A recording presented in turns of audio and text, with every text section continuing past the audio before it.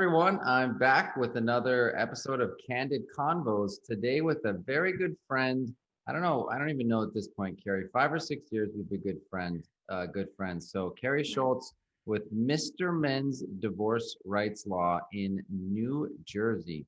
And Carrie, I'm just excited to talk to you today about coronavirus, COVID, staffing, all the fun things. You live in a very interesting world where people are just at each other's throats all the time. So I'm glad you can keep a smile on your face. Yeah, you have to. You have to. I know. So look, that's just a brief intro. Tell us more about yourself and your firm. Sure. So, thank you, Brett, for having me, first off. Yeah, so I am Carrie Schultz. I'm the owner and an attorney at Mr. Men's Rights Divorce and Family Law of New Jersey. We are located in Hackensack, New Jersey. But really, we service all of New Jersey, especially like what you said, Brett, given the corona situation. Most of the courthouses are working virtually. So we are able to do what we need to do for anyone in the state. And basically, we deal with divorce, custody, child support, domestic violence, anything within the family realm. That's what our firm is known for. And planning as well, like prenups. Yep, prenuptial agreements, mid-marriage agreements, anything like that. So anything within the marriage or children realm. So you have you're starting to dive into the virtual staff. Now I don't know if after coronavirus, basically now the rest of your staff works remotely or part. But tell us, somebody asked me yesterday on a presentation. They said, is this basically like hiring someone that lives next door, but they work remotely because we all have to do that now? Like, what's the difference between hiring somebody like what Get Staffed Up does? We find amazing people in Latin America for the most part and place them as full-time staff members with for the most part law firms, but a lot of other businesses as well. So what is your experience with remote staffing now, and how is it different, if at all? Yeah. So interestingly, it's the coronavirus is a terrible human tragedy, but a lot of good things came out of it. As far as my firm goes, and learning how to shift from the traditional office environment into unconventional systems. And one of the big things that came out was the remote working. And although my firm always had an element of that, mostly me, because I'm here, there, and everywhere, it when I had to implement it for the team, that's when we just put things into high gear. And I came to realize, oh, wow, this wasn't as hard as I thought it was going to be. Because we had some semblance of a setup already, we just expanded the setup. And so what my firm has found through this whole coronavirus is that working remotely is just as good as being in the office.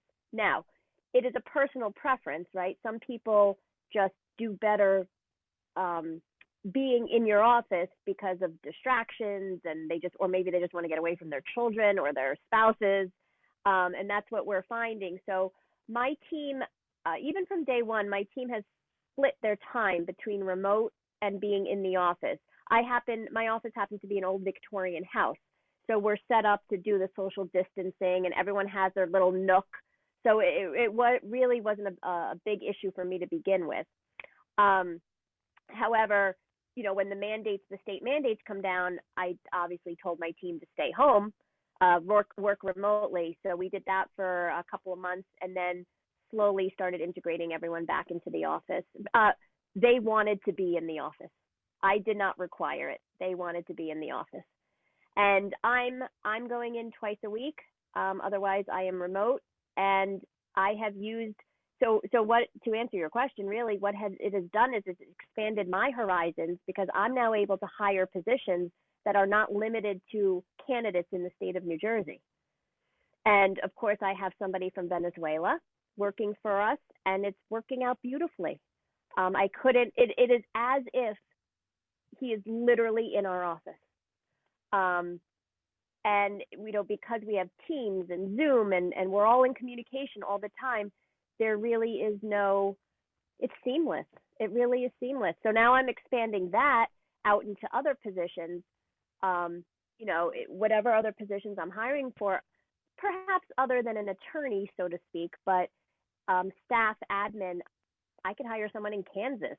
I could hire someone in Mexico. It doesn't matter anymore. Yeah. So Yeah. that's been really interesting. I totally agree with you. My answer when I was asked that question, I said, other than if you have people in your city or at least region, you can still have team events sometimes. Like at my law firm, we went to a brewery who's one of our clients and had a team event, but we had to leave out everybody virtually. That's essentially the only difference because we're Hmm. still 100% remote.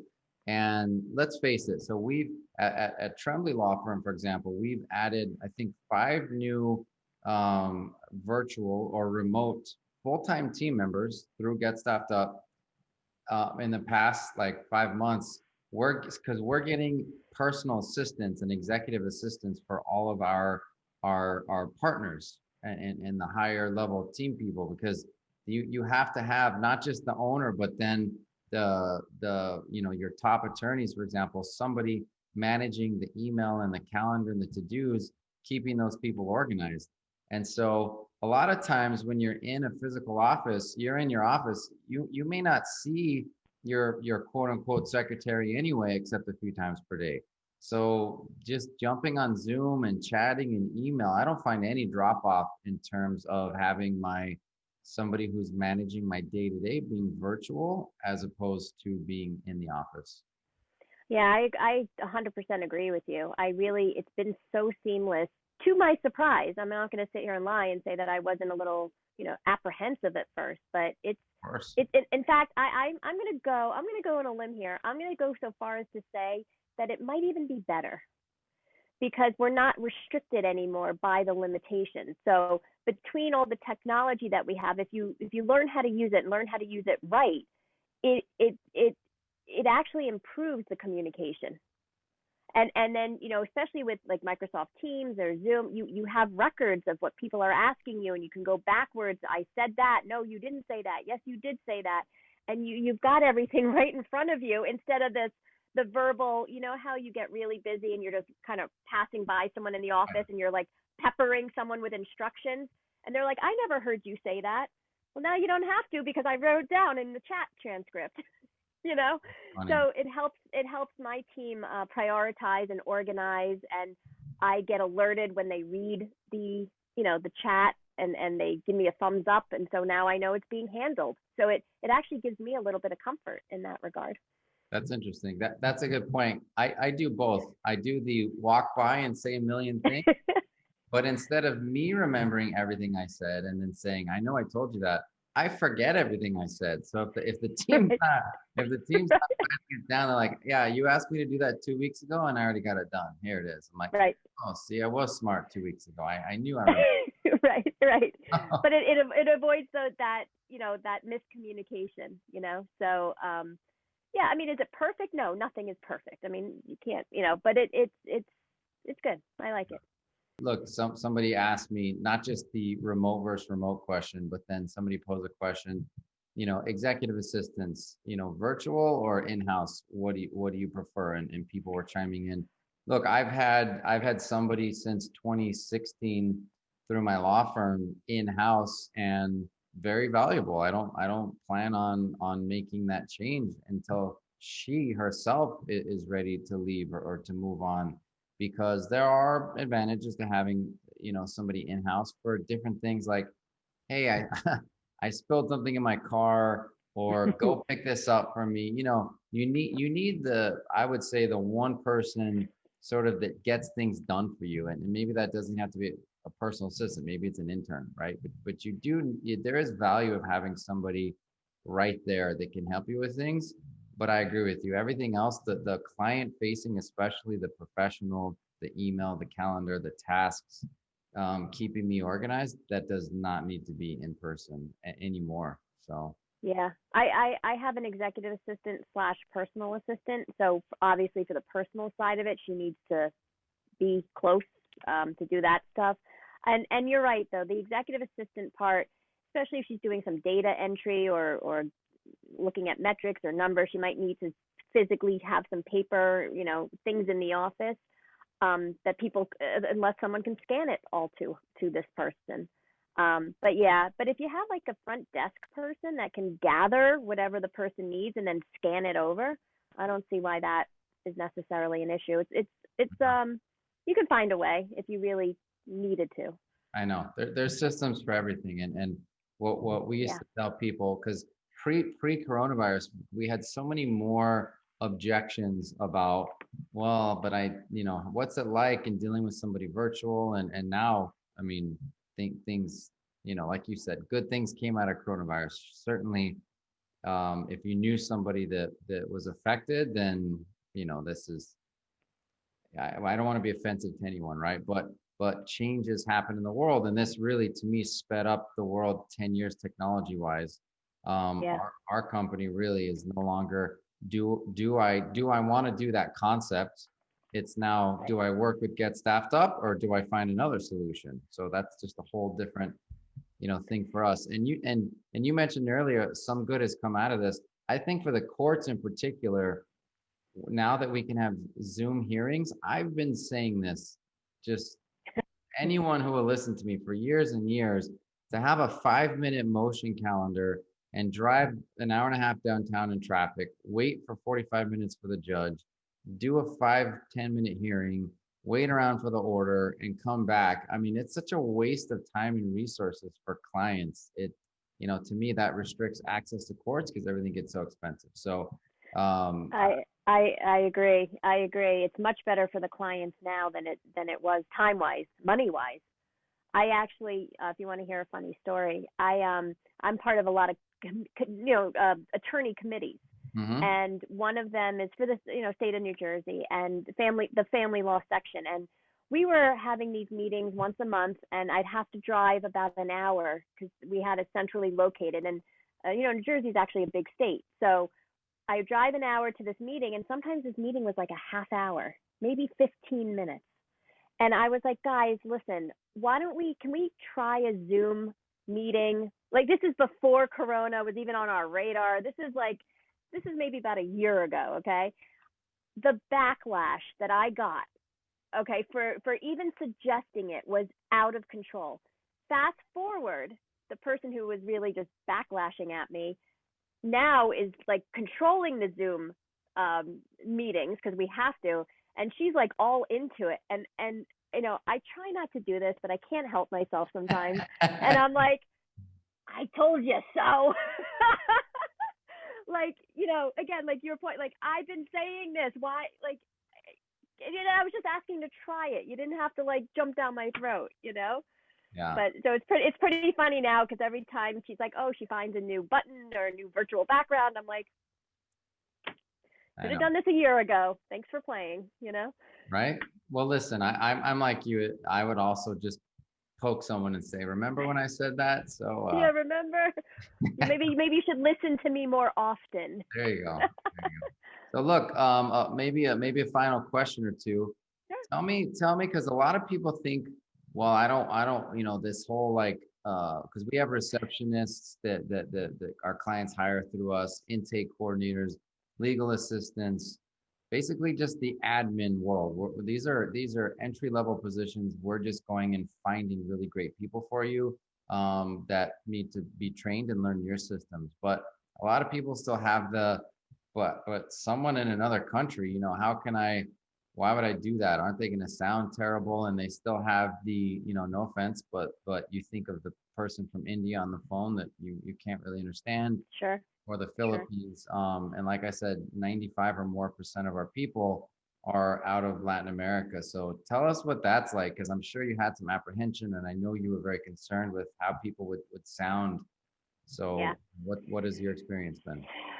So my experience has been, I think you have to, as a business owner, you have to get clear about what position, what kind of person you want in that position, and what do you want to portray outward to your clients. What is the culture of your firm, and how do you want your prospective clients or your clients that are, to, the word I'm looking for, to interrelate, right?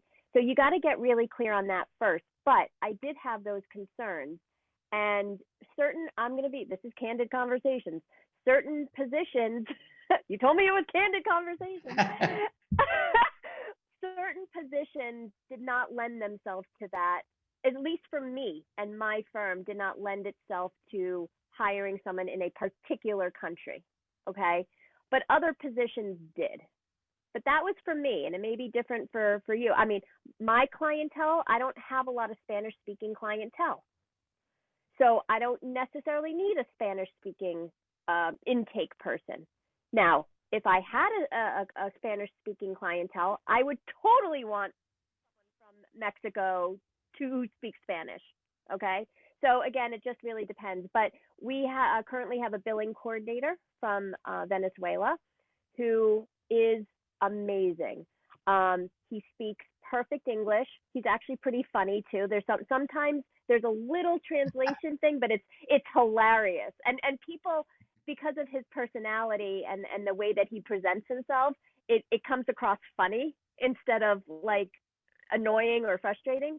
So I think people that are on the fence about this, I think it matters who the person is, their personality, how they come across. And I think all that combines, you should think about all that before just generally saying, no, that's not going to work. Yeah. Look at it by individualism versus a global, oh, never mind, they're from the Philippines, that's not going to work. Yeah. We had some people from the Philippines and they spoke perfect English and they were very pleasant. So it just depends. Yeah, yeah, exactly. It depends on you. It depends on your clientele. It depends on the firm. A lot of people just think traditionally, of course, like I said, with legal assistants, receptionists, intake coordinators, personal assistants, executive assistants, marketing assistants, but also you mentioned like billing coordinator and the same thing in my law firm, we added 2 billing clerks. You can think of ways to add capacity to your firm in ways that you would normally just see a log jam and you'd see, man, I know this person's swamped, but what am I going to do? Hire another $40,000-$50,000 a year person just to handle a few things. And that's another clever way where, like, if I'm going to hire one law firm over another, and I'm thinking, but all my bills are going to get there on time, they're going to be clean, they're going to be edited, and their systems, are going to run well because this firm has 2, 3, 4 extra people making sure that the back end processes are going smoothly, as compared to another firm that's a mess and they bill you 5 months late. All of that stuff matters in business, and not just with the client experience, but with being a better business and a better law firm than your competitor. I mean, let's face it, we can all live in an abundance world and there's enough business for everybody, but at the end of the day, they're choosing between you and another client, and you're trying to portray how much you care about the client experience, right? So, Yeah. I think you're right. It really depends on your firm. It depends on the position, and it depends on being creative and seeing where you can add capacity. Yeah, and the beauty with Get Staffed Up is that they're dedicated to you. So you don't, unlike a traditional staffing company, I won't name the big box people that are out there, but they come, they go. They're not, there's very little loyalty these days. And this person, number one, because they're from a different country, apparently it's very prestigious to work with a U.S. company, and they're a little bit more invested in that process, and you get to train them just as if they were sitting in front of you, and they are dedicated to my firm and the way we do things, and they're not splitting their time necessarily between anybody else. So that was huge for me. And of course, let's address the pink elephant in the room, the cost. The cost was you can't beat it. I mean, you honestly can't beat it. Yeah. So it all just, again, if you find the right person and the person that fits the needs of your firm, on top of the cost savings part of it, to me, it's a no-brainer. Yeah, us too. Couldn't agree with you more, of course. So. Yeah, I know you can't agree with me more. Why would you? Let's finish on this. I mean, we've got a big audience in Florida, and obviously there's a lot of northeast of Florida activity going on. So how do people find you to connect with you? How do they look you up? You can go to mensrightsdivorcelaw.com. You could email the team at Schultz. Our email is a little different than our domain, but schultzfamilylaw.com. You can find me on Facebook. You can find me on Twitter. You name it, I'm out there. If you Google men's rights divorce, you'll in New Jersey, you'll also will pop right up. Awesome. Awesome. Well, Carrie, my friend, thank you so much for jumping on Thank you. and being candid. Being candid. Thank you, Brad. I appreciate it. All right. Take care.